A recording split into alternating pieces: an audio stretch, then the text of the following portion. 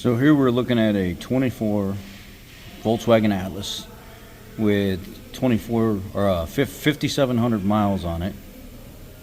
Actually, it's 3,599 miles on it. This is what I've been noticing lately on these 24 and 25 model Volkswagen Atlases. See how you come down here and everything looks all brand spanking new? Look at all this oil right here. You think it's this transfer case, but it's not.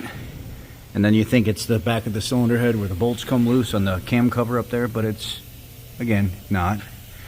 But then, you look way up there, there's a tube that goes from the airbox into the turbo, and that tube is leaking oil past the O-ring.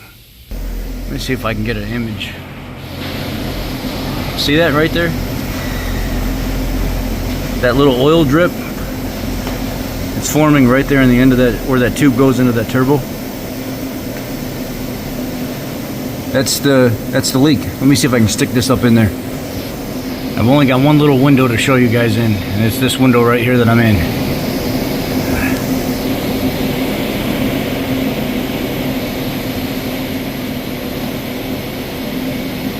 You can see the little oil drip right there.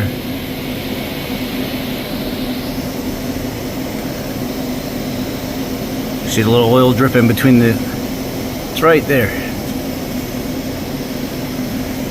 What a lot of mechanics have been doing to fix it is they replaced the PCV system, the crankcase separator box, and they put a new O-ring around that plastic tube. So be cautious of that on these newer vehicles. When you go change the oil, the bottom cover, see a big giant oil spot right there? This one doesn't even have 4,000 miles on it yet, and it's already got oil all over the lower cover. And also something else that's been going on with some of these is the cam cover. The cam cover is an aluminum cover that is the valve cover as well, and the bolts have been working they're self-loose. You have to go back in and replace all those bolts that's on that cover, and that could let oil seep past the rear of that cover down the back of the engine as well. Just so happens that most of these are that tube where the O-ring's at, and then you got to replace the crankcase separator as well with the PCV. All right, here we go, another 24 Volkswagen Atlas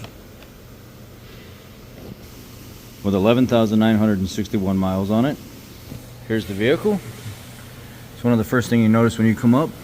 Look inside this hole, and there's oil all over that. Look back there where the flange is. There's oil here. Try to see if I can get up in there.